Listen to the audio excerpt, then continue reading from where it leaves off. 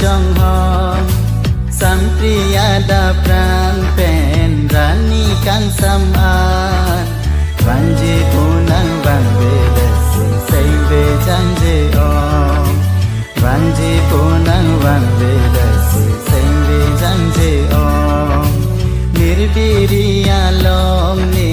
nang than ka trong hòm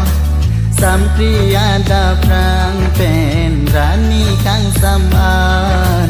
vanji punang vang ve desi say ve janje om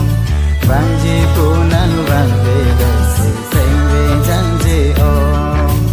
nirbiriya long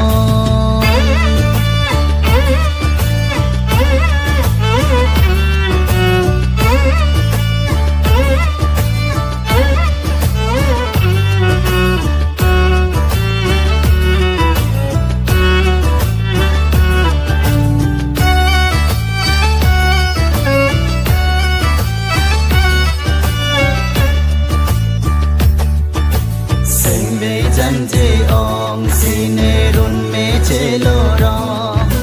say ve janje om sine run me chelo ro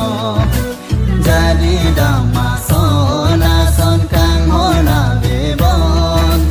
jadi dhamma sona son kang hona ve bon la si lang le le lo bon